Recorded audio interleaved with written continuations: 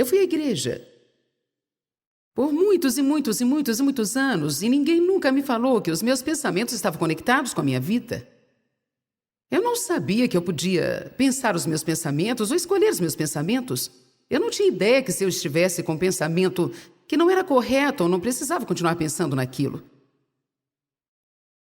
Eu acho que é uma vergonha quando nós sentamos na igreja por semanas e semanas e ninguém nos fala das coisas que podemos realmente praticar na nossa vida diária. É ótimo aprender sobre doutrina, nós todos precisamos ter as palavras doutrinárias, mas nós precisamos saber como viver.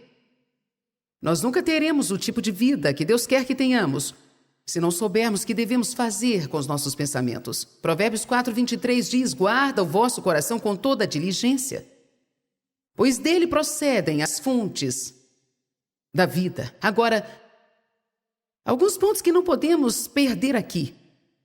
Guardar o seu coração é obrigação sua. Todo mundo diga: minha obrigação. Poderíamos ler assim: guarda as vossas mentes. Está falando dessa vida dentro de você, que você precisa ter cuidado com seus pensamentos, precisa ter cuidado com as suas atitudes. Pensamentos geram atitudes. Tenho certeza que você já ouviu a frase que a sua atitude determina a sua altitude. Em outras palavras, a sua atitude determina realmente o quão longe você pode ir na sua vida. Guarda o teu coração com toda a diligência. Quando você faz alguma coisa com diligência, significa que você faz a mesma coisa várias vezes. Eu posso parar por aqui e dizer que enquanto você viver, não importa o quanto você seja espiritual, enquanto você viver, em todos os dias da sua vida, o diabo, de alguma maneira, tamanho ou forma, vai tentar injetar pensamentos errados na sua mente. E você terá que escolher jogar fora esses pensamentos errados e pensar em alguma forma de beneficiá-lo. E o que vai beneficiar o reino? No começo, isso parece um trabalho quase impossível. Isso parece ser um problemão, porque deixamos as nossas mentes vagando por tantos anos que hoje nós temos tantos maus hábitos no nosso pensar que quando descobrimos pela primeira vez que precisamos mudar os nossos pensamentos, parece que literalmente quase tudo que você pensa é algo que você não devia estar pensando. Se você for como eu era no início, você ficará assim. Mas confie em mim, se você continuar aprendendo a palavra, continuar orando, continuar sendo diligente de pouco a pouco, dia após dia, isso vai ficar melhor e melhor e melhor. Mas isso não quer dizer que o diabo vai parar de te atacar. Mas quer dizer que você estará melhor para manter a porta fechada para os pensamentos errados. Guarda o teu coração com toda a diligência, porque dele procede as fontes da vida. Agora, há uma vida que Jesus morreu para dar a cada um de nós. Uma vida específica que ele conquistou para nós ao morrer. Quando você se torna um cristão, você supõe que não pode manter toda a sua velha miséria e bagunça, só que agora com uma etiqueta cristã. Então nós não temos uma bagunça normal, mas agora temos uma bagunça cristã. Ou então agora nós não temos uma miséria normal, mas nós temos uma miséria cristã. É claro que todos nós sabemos que haverá lutas, tribulações, mas eu amo a oração que o apóstolo Paulo fez. Meu propósito determinado é conhecê-lo e conhecer o poder da sua ressurreição que me levanta dos mortos enquanto ainda estou neste corpo. É claro que Paulo estava dizendo que, mesmo estando no mundo e que no mundo haverá sempre lutas e tribulações, mesmo que tenha pessoas que sejam difíceis de se conviver, acontecerão desapontamentos, perdas, tragédias, que através de Cristo e através do seu poder de ressurreição, nós podemos encontrar um lugar nele para viver aqui, mas viver acima da bagunça. Não estou te prometendo que você nunca terá problemas ao se tornar um cristão, mas estou te prometendo que você nunca jamais terá que resolver os seus problemas sozinho. Porque Deus prometeu que uma vez que você permite que Ele entre na sua vida, Ele nunca mais te deixará nem te abandonará. Ele estará com você nos montes e também nos vales, pelo fogo e pelas águas. Ele estará contigo. Nossas mentes são importantes. O modo que olhamos para os nossos problemas é muito importante. É por isso que nós devemos crer quando a Bíblia diz que o que Satanás intenta para o nosso mal, Deus intenta para o bem. Então, quando você passa por uma situação difícil e os seus pensamentos tiverem uma tendência ao negativismo e ao fatalismo, não há esperança, nada vai mudar. Se você conhece a palavra de Deus, então você pode abrir a sua boca e você pode dizer: o que Satanás intentar para o meu mal, Deus planejou para o meu bem. E isto pode estar ruim agora, pode parecer ruim agora, pode machucar agora, mas em algum lugar lá na frente isto cooperará para o meu bem. Se você começar a pensar dessa forma, você terá forças para passar por qualquer situação. A esperança perdida faz o coração afundar. Quando você não tem esperança, todas as coisas começam a afundar. Você pode reconhecer facilmente uma pessoa sem esperança porque toda a aparência dela fica para baixo. O rosto fica caído, os ombros ficam caídos, os braços ficam caídos. A conversa é para baixo, suas atitudes são para baixo. Mas Jesus disse: olhem para cima, porque a sua redenção está próxima. Tudo que tem a ver com ele está para cima e tudo que tem a ver com o diabo está para baixo. Amém? Nós precisamos nos lembrar do que a palavra de Deus nos ensina, que se amarmos a Deus e nós continuarmos orando, que tudo vai cooperar para o nosso bem. Elas podem não ser boas, mas Deus é bom. E porque Deus é bom, Ele pode pegar uma bagunça e transformar num milagre. Deus pode pegar uma tragédia e transformar num triunfo. Eu não estou aqui tentando ser pentecostal ou levantar a multidão, mas isso é um fato, porque aconteceu na minha vida, e eu sei que para alguns aqui que estão andando com Deus há algum tempinho compartilham do mesmo testemunho. Para aqueles que estão aqui, que são novos na caminhada com Deus, ou que não se decidiram ainda se querem andar com Deus, ou talvez você esteja caminhando com Deus, mas esteja passando por alguma luta agora, eu quero te lembrar que você precisa ter cuidado com o que você pensa e o que fala nos seus momentos de lutas e tribulações. A atitude que você tem no seu tempo de deserto determina quanto tempo você ficará lá. Querem ouvir isso novamente? A atitude que nós temos enquanto estamos no deserto determina quanto tempo ficaremos lá. Quando você reclama, você fica. Quando você louva, é levantado. Uma coisa que é muito triste, eu não vou começar a pregar sobre isso agora, mas alguns de vocês sabem quais são as respostas do seu coração. Nada? Posso te dizer uma coisa, um lugar vazio é um lugar. As pessoas têm uma mente passiva. E ter uma mente vazia e não pensar sobre nada pode ser um problema tão grande como pensar em algo errado, porque a mente vazia é a oficina do diabo e ele sempre está procurando algo para encher a sua mente. Se você manter a sua mente ocupada pensando em coisas certas, o diabo não poderá encher a sua mente com as suas coisas erradas. Alô? É por isso que é tão importante ajudar as outras pessoas. É por isso que é tão importante que você esteja o tempo todo envolvido com alguma obra no reino de Deus. É importante que você tenha muito tempo para descansar, mas também é importante que você não tenha tempo bastante em suas mãos, a ponto de você ficar entediado e tudo que você faz é ficar sentado nos cantos ou deitado em algum lugar, pensando no que tem de errado com o mundo. Nós precisamos ficar ocupados ajudando uns aos outros. 2 Coríntios 10, por favor. Versos 4 e 5.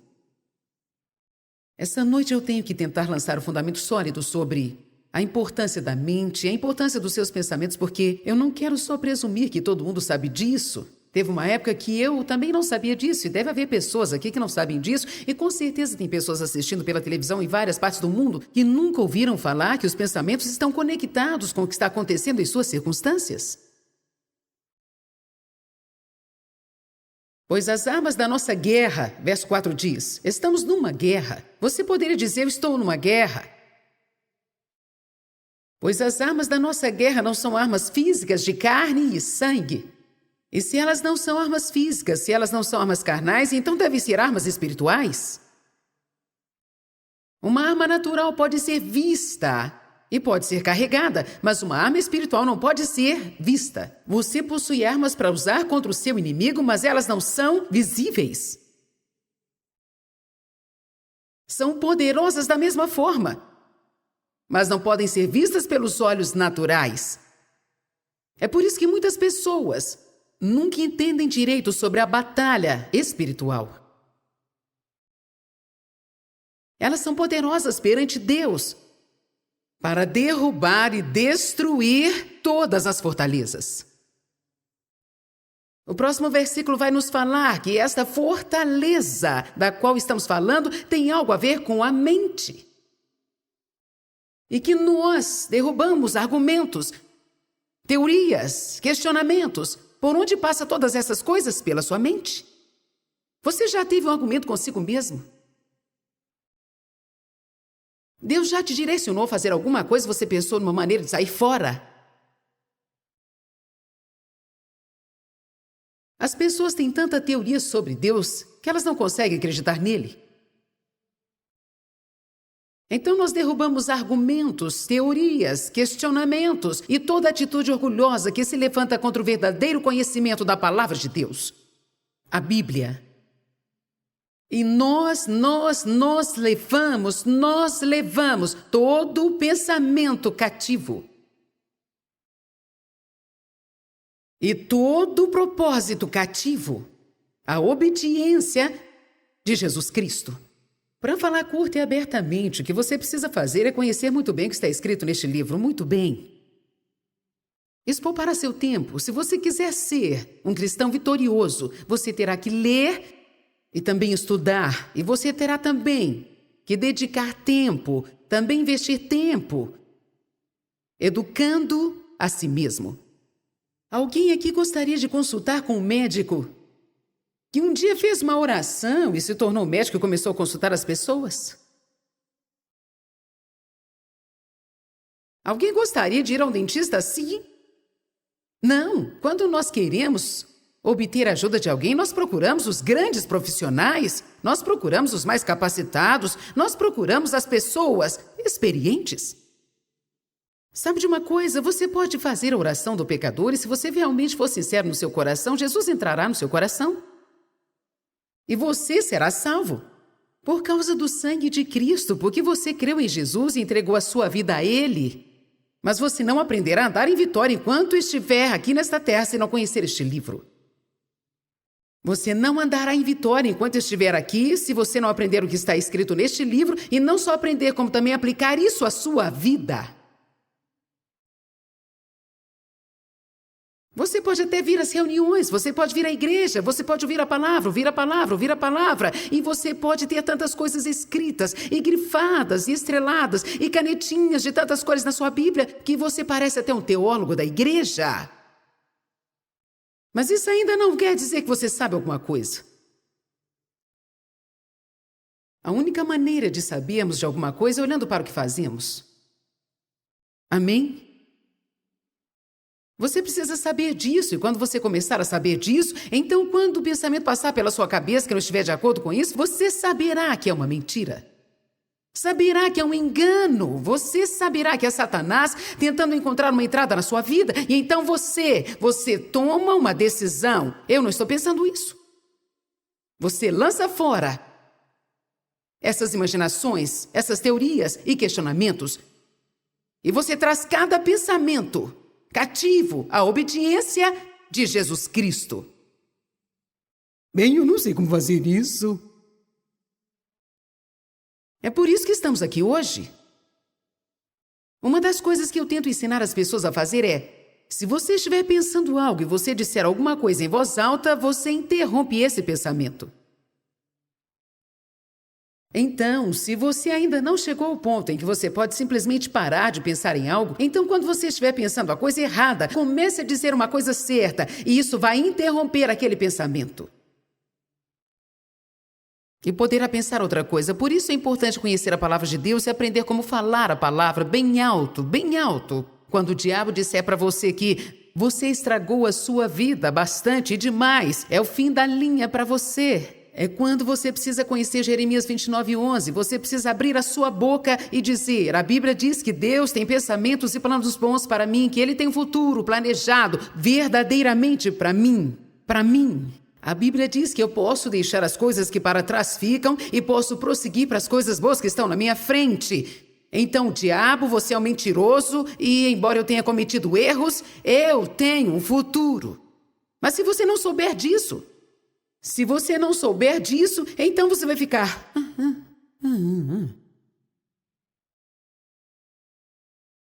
Antes de saber dessas coisas que eu estou te ensinando, eu acordava de manhã, eu nunca sabia quando ia ser, talvez todo dia, a cada 3 dias, a cada 4 dias. Eu não sabia. Eu me levantava pela manhã e esse pensamento vinha. Você está deprimida. Meu marido dizia: bom dia, como você está? Estou deprimida. Alguém está entendendo o que eu estou falando? Eu fiquei com tanta raiva quando eu descobri o quanto o diabo tinha roubado de mim só porque eu não sabia o que eu precisava saber. É ótimo quando você tem um pregador ou um ensinador falando, mas você precisa saber, você não pode ter as vitórias de Deus por osmose.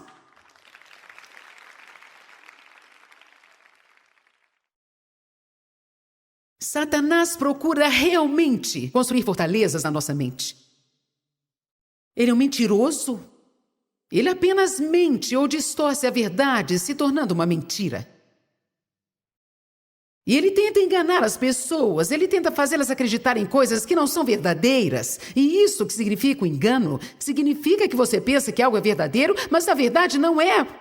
Portanto, se você crê como verdade, se torna verdade para você. E mesmo que não seja realmente verdadeiro, isso se torna uma realidade porque é nisso que você acredita. Você não pode ir além dos seus pensamentos. Aonde vai a mente, o homem vai atrás. Os pensamentos vão adiante de você e preparam a sua vida. Se os seus pensamentos são negativos e ruins, você terá uma vida negativa. Se for sem esperança, será sem esperança. Se os seus pensamentos são de pobreza, você nunca terá nada. Se você acha que porque sua avó nunca teve nada, sua mãe nunca teve nada e seu pai nunca teve nada, então também você nunca terá nada, então o diabo enganou você, porque a sua vitória não está baseada nas gerações passadas. Você pode traçar uma linha para a sua geração em Jesus Cristo e você pode começar algo completamente novo. Então vamos.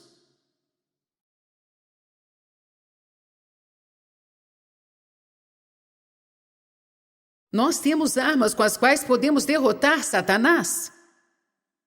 Mas nós estamos lutando uma guerra espiritual. E as nossas armas são espirituais. Essa guerra não pode ser combatida do jeito normal. Não podemos ferir a Satanás, atirar nele, estrangulá-lo, amarrá-lo com uma corda ou colocá-lo numa prisão. Às vezes você não fica tão irado com o diabo que você pensa... Vamos, você já sentiu assim? É algo assim...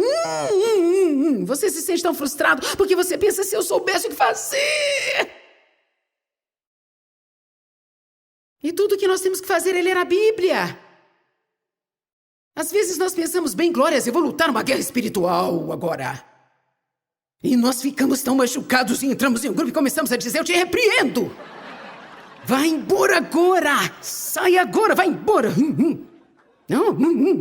Eu te repreendo até acabar todas as minhas forças. E mesmo assim, depois que acabava toda a minha força, que eu lutava até, eu ainda tinha todo aquele estrago na minha vida. E eu gritava pro diabo até quase perder a voz. E eu ainda tinha toda aquela bagunça na minha vida.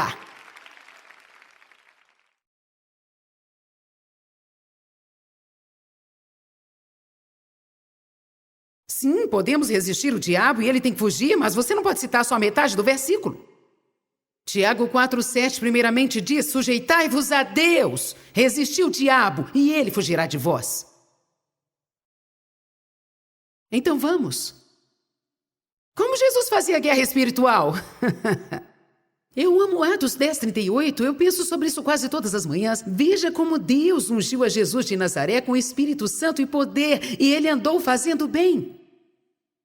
Isso é batalha espiritual. Se você se levantar todos os dias da sua vida e tiver como objetivo ser uma bênção em todo lugar que você for, não importa o quão detonada a sua vida possa estar, o diabo vai literalmente ficar sem saber o que fazer com você.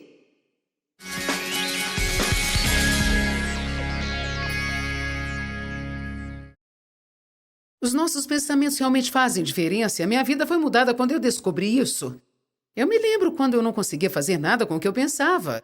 Isso foi uma revelação tremenda para mim saber que eu não tinha que pensar em qualquer coisa que passasse pela minha cabeça, eu podia escolher meus pensamentos. E que os meus pensamentos estavam conectados com as minhas ações, com as minhas emoções e poderiam afetar toda a minha vida. Talvez essa seja uma verdade nova para você, talvez você já sabia, mas precisava ser relembrado. Deixa eu te falar de novo, os pensamentos são poderosos.